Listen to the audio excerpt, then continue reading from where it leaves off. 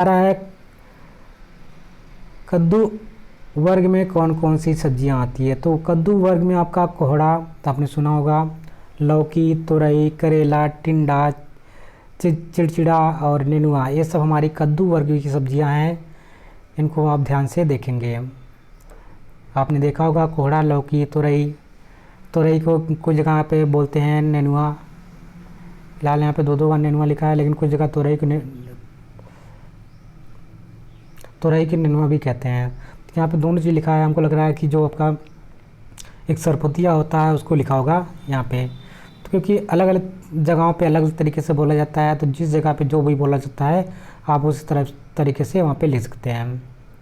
प्रश्न नंबर 13 है, बाग लगाने से पूर्व किन किन प्रारंभिक तैयारियों की ज़रूरत होती है। इन तैयारियों के ना करने से बाग लगाने में क्या असुविधाएं होंगी।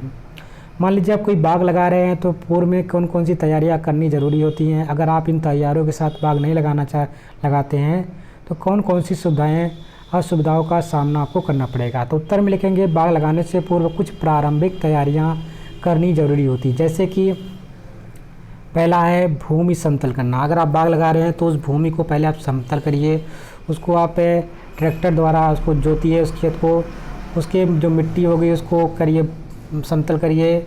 ऐसा करने से क्या होता है कि जो मृदा कटाव होता है वो नहीं होता है, मृदा आपको कट के बहेगी नहीं है। उस तरह अगर आपका ऊबड़ खाबड़ रहेगा तो ऊपर वाली जो मिट्टी रहेगी वो कट करके नीचे की तरफ आ जाएगी। अगर बराबर रहेगी तो मिट्टी आपकी कटेगी नहीं। दूसरा है भूमि में खाद डालना। जो भूमि होता है उसमें गर्मियों के दिनों में जुताई करके सड़ी गोबर, यानी जो हमारा कंपोस्ट खाद होता है, उसको डालना चाहिए। जब गर्मी के दिनों की बात होती है, जब गर्मी के दिनों में आप जुताई करते हैं तो उस समय जो सड़ी गोबर होती है, जिसको हम कंपोस्ट खाद कहते हैं, देसी खाद कहते हैं, उसको डालना चाहिए। तीसरा है कि पानी का प्रबंधन करना चाहिए। पानी का प्रबंधन वेरी इंपॉर्टेंट है। आप जानते हैं बिना पानी के कोई भी बाग अब लगा नहीं सकते हैं, कोई भी काम कर ही नहीं सकते हैं। तो सिंचाई का प्रबंध बहुत ज़रूरी है। प्राथमिकता, ये सबसे प्राथमिक ज़रूरत है आपकी। ये नहीं होगा तो कुछ नहीं होगा। इसके आगे आप ना तो उसको जुताई कर सकते हैं, मिट्टी इतनी कड़ी रहेगी आप जोत ही नहीं पाएंगे अगर पानी उसमें नहीं पहुँचेगा। पहले आप पानी डाल करके मिट्टी को थोड़ा सा नरम करेंगे, फिर जोतेंगे, फिर पेड़ पौधों को सिंचाई करने के लिए आवश्यक होगा। तो ये सबके आपकी प्राथमिक ज़रूरत है, सबसे पहली ज़रूरत है। अगला पॉइंट है जंगली जानवरों का अनावश्यक प्रवेश रोकना है। तो आप बाड़ा लगा करके, फेंसिंग करके, कटीले तार लगा करके जो जंगली जानवर हैं अपने बाग में पहुंचने से रोक सकते हैं। अगर नहीं रोकेंगे तो कहीं ना कहीं वो जो जानवर होंगे आकर के उसको नुकसान पहुंचा सकते हैं आपके बागवानी को, और उसको नष्ट भी कर सकते हैं। अगला पॉइंट है पॉइंट नंबर 5 है वायुरोधी पौधे लगाना। मान लीजिए आपकी गर्मी का समय है, अगर आपने वायुरोधी पौधे नहीं लगाएं तो लू के कारण आपके जो पौधे हैं सूख जाएंगे। तो इस प्रकार से आपको वायुरोधी पौधों का भी ध्यान रखना है, किस स्थान पर लगाना है, कौन सा जो उचित दिशा है उसको भी ध्यान में रखना है। तो आपको उत्तर पश्चिम का जो आपका दिशा है उस पर लगाना है वायुरोधी पौधे। वायुरोधी पौधों के बारे में हमने अभी ऊपर पढ़ा। अगला पॉइंट है श्रमिक आवास एवं सड़कों का निर्माण। कम से कम वहाँ पे श्रमिक आवास होना चाहिए जिससे आप उसका देखभाल कर सकें, और वहाँ पे सड़कें होनी चाहिए। मान लीजिए कोई फल वल निकलते हैं वहाँ पे, उसको ट्रांसपोर्ट करने के लिए कम से कम वहाँ पे सड़क का निर्माण होना आवश्यक होगा। जल निकासी का प्रबंधन, जल निकासी का भी प्रबंध होना चाहिए। मान लीजिए काफ़ी वर्षा हो गई और पेड़ पौधे उसमें ऐसे जिस पौधों को ज़्यादा पानी की आवश्यकता नहीं होती है उनको पौधे मिल गए तो क्या होते हैं, सूख भी जाते हैं। तो कहीं ना कहीं इनके जल निकासी का भी प्रबंध होना अनिवार्य होता है। पॉइंट नंबर 8 है क्षेत्रों का विभाजन। हर क्षेत्र का विभाजन भी ज़रूरी है। और पॉइंट नंबर 9 है खाद के गड्ढे बनाना। खाद के गड्ढे बनाना बहुत ज़रूरी है, जो क्योंकि खाद उनको बराबर सही टाइम पे हर पेड़ पौधों को मिलना ज़रूरी है। इस प्रकार से खाद के भी गड्ढे बनने वहाँ पे ज़रूरी है, क्योंकि आसानी से वहीं पे खाद उसको मिल सके। ये उपरोक्त जो तैयारियाँ ना करने पर उनकी सज़ा अंतिम समय तक जो होती है भुगतनी पड़ती है। अगर ये आप तैयारियाँ नहीं करते हैं तो उसकी जो सज़ा होती है कहीं ना कहीं आपको अंतिम समय में ज़रूर भुगतनी पड़ती है। तो इसको आपको ध्यान में रख कर के आप बाग लगाएं। प्रश्न नंबर 14, बाग में पौधे किन किन विधियों से लगाए जाते हैं, उसमें से किसी एक का वर्णन कीजिए। तो यहाँ पे बाग लगाने की विधि के बारे में हमें लिखना है। एक विधि के बारे में, तो आइए देखते हैं। पहला, बाग लगाने की विधि निम्नलिखित है, जिसमें पहला पॉइंट है वर्गाकार विधि। यह अच्छी और सरल विधि है। इसमें 2 पंक्तियों में 4 पौधे वर्ग बनाते हैं। यानी कि अगर आप वर्ग की तरह से, यानी कि एक यहाँ पौधे लगा दिए, एक यहाँ लगा दिए, एक यहाँ लगा दिए और एक यहाँ पे 10-10 मीटर पे अगर पेड़, तो ये क्या बनाएंगे, 10 मीटर यहाँ पे हो जाएगा, 10 मीटर यहाँ पे, 10 मीटर यहाँ पे, इस प्रकार से एक वर्ग। यानी अगर आप आम का पेड़ लगा रहे हैं तो उनके बीच कितनी मीटर होनी चाहिए, 10-10 मीटर की। तो ये क्या बनाएंगे, एक वर्ग बनाएंगे। तो इनमें कम से कम एक, इस विधि से हम, ये विधि सबसे आसान होती है और सरल भी होती है, आप वर्ग में लगा सकते हैं। इसमें 2 पंक्तियाँ होती है, आप देखते होंगे 2 पंक्ति चल रही होगी, एक पंक्ति ये आपकी हो गई, एक पंक्ति ये हो गई, और उसमें पंक्तियों में 4 पौधे वर्ग बनाते हैं। आपका जो 4 पौधे का देखते हैं, 1 2 3 4 क्या बना रहे हैं, मिलकर के एक वर्ग बना रहे हैं। दूसरा अगर देखें तो दूसरी बात करते हैं आयताकार विधि। आयताकार विधि में क्या करते हैं, पंक्तियों से, पंक्ति की दूरी पौधों की आपसी दूरी से अधिक होती है।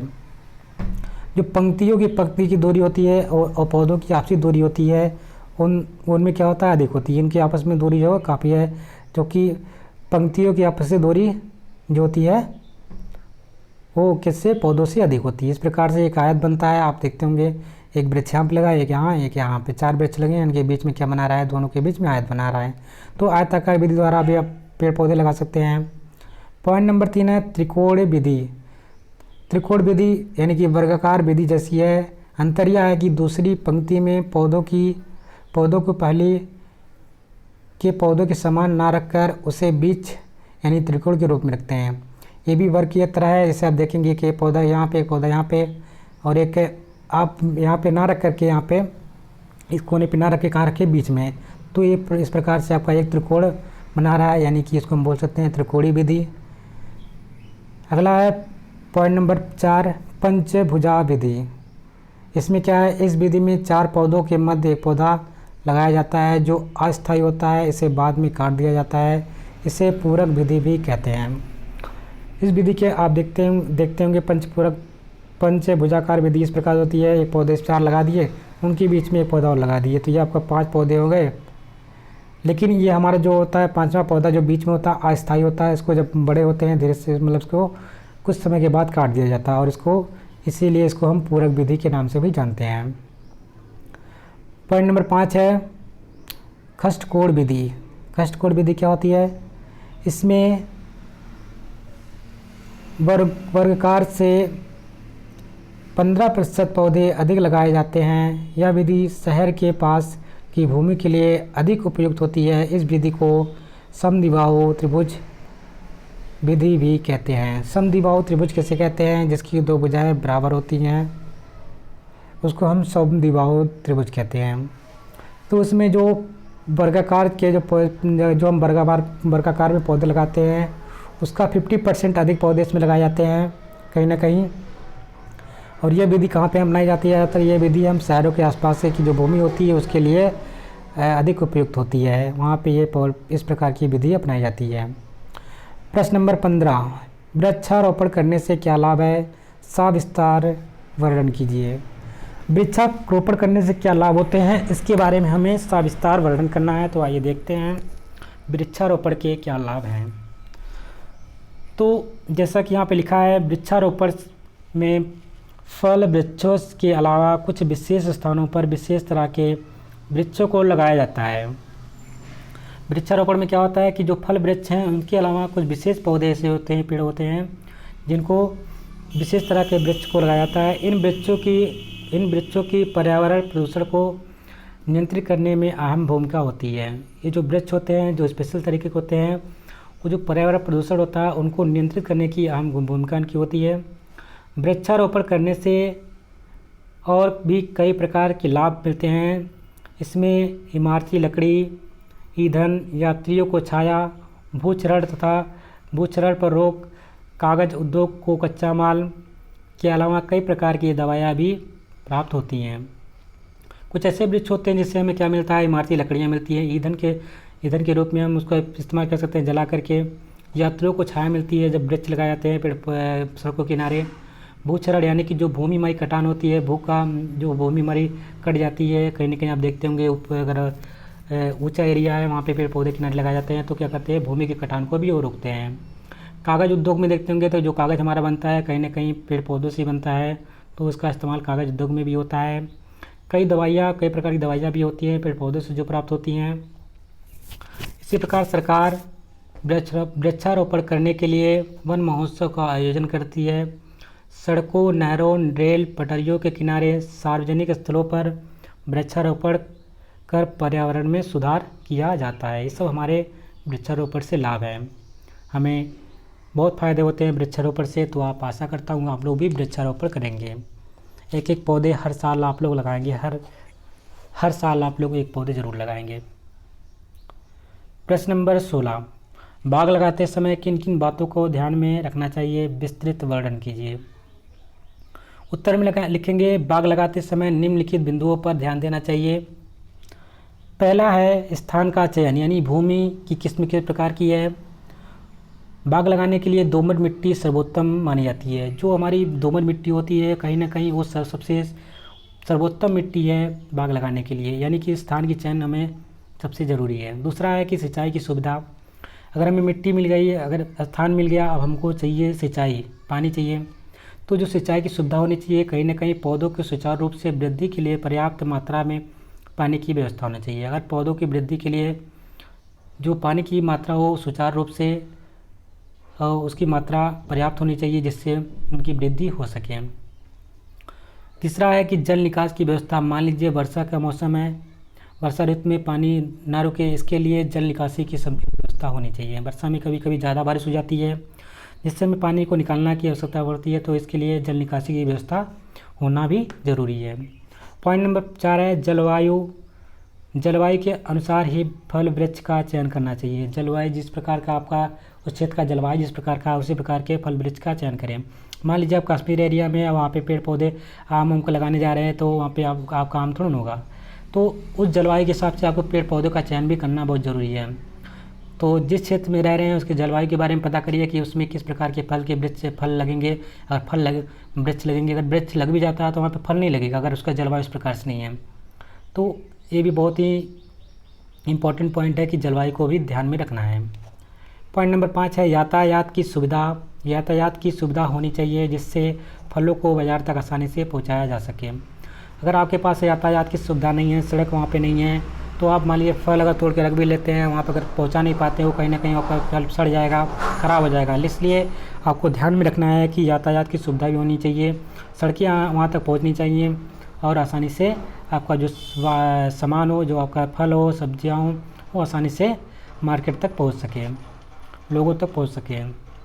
बाज़ार की निकटता, और ये भी ध्यान में रखना है हमें, जो बाज़ार की निकटता हो पास में होना चाहिए, ज़्यादा निकट होना चाहिए, बाज़ार ज़्यादा दूर ना होना चाहिए। अगर ज़्यादा दूर होगा तो कहीं ना कहीं अगर ज़्यादा समय तक पहुंचने में वहाँ पर टाइम लग जाएगा तो वो सब्जियाँ रास्ते में ख़राब हो जाएंगी, फल जो होंगे रास्ते में ख़राब हो जाएंगे।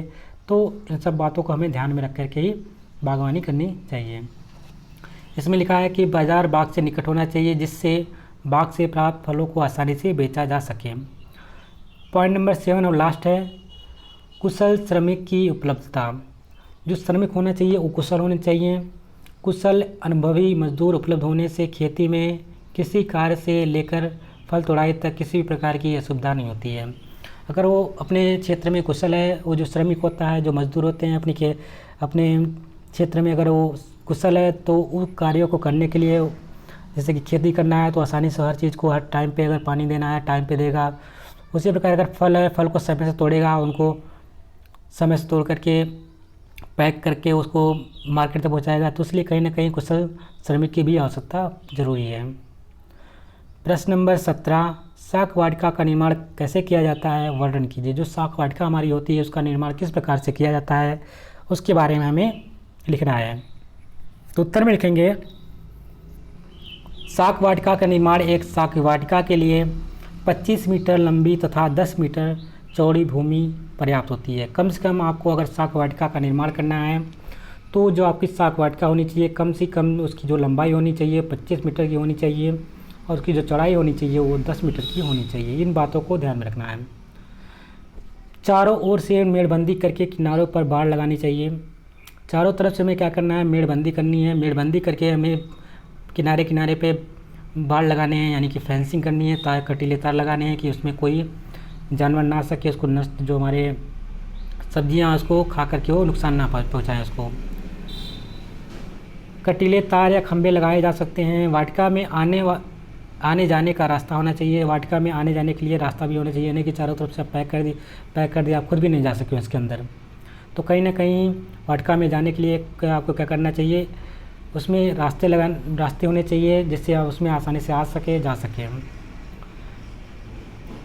रास्ते के किनारे सिंचाई की नाली होनी चाहिए।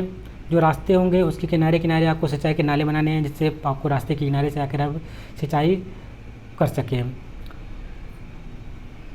वाटिका के एक कोने में कंपोस्ट का गड्ढा होना चाहिए। जो वाटिका का आपका एक कोना होगा, कम से कम वहाँ पे एक कंपोस्ट का गड्ढा होना चाहिए, जिसमें आप कंपोस्ट खाद को डाल के डिप कर सकें, वहाँ पे रख सकें और उसका इस्तेमाल वहीं से आवश्यकता पड़ने पर पेड़ पौधों को दे सकें।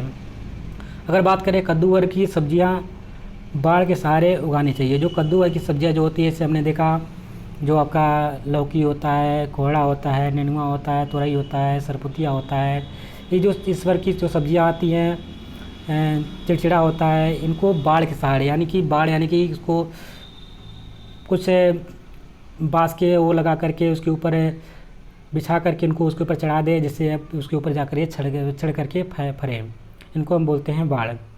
तो इनको हमें बाढ़ के सहारे उगाना चाहिए। जाड़ों में 3 और मटर उगाई जा सकती है। प्रवेश द्वार के पास सेब उगाई जा सकती है। जड़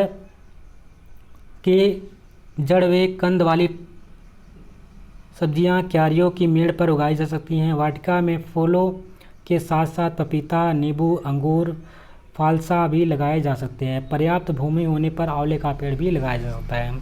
तो अगर आपके पास पर्याप्त भूमि है तो आप और भी पेड़ पौधे भी लगा सकते हैं, जैसे कि पपीता हो गया, नींबू हो गया, अंगूर हो गया, फलसा हो गया, आंवले के पेड़ हो गए, ये सब हम अपनी वाटिका में लगा सकते हैं अगर आपके पास पर्याप्त ज़मीन है तो। अगर नहीं है तो आप इन सब्जियों को उगा सकते हैं, उसके पेड़ पे उगा सकते हैं। जो कंद वाली सब्जियां हैं उनको क्यारियों उसको कह सकते हैं, जो मेड़ होती है उस पर उगा सकते हैं। प्रवेश द्वार पे आप सेम लगा कर उगा सकते हैं। तो मटर को आप तीनों साइड में लगा करके ठंडी के मौसम में उगा सकते हैं। तो इस प्रकार से आप बागवानी में जो साग वाटिका है उसका निर्माण कर सकते हैं। तो चैप्टर यहाँ पे कंप्लीट होता है। अगर आपको साग वाटिका का निर्माण करना है तो आसानी से आप इसके बारे में यहाँ पे समझ सकते हैं और उसको अपने साग वाटिका का निर्माण कर सकते हैं। क्या क्या आप अपने साग वाटिका में उगा सकते हैं। बहुत से डिफरेंट किस टाइप सब्जियाँ उगाइए, खाइए, हरी सब्जियाँ खाइए और सेहतमंद रहिए। धन्यवाद। जय हिंद, जय भारत।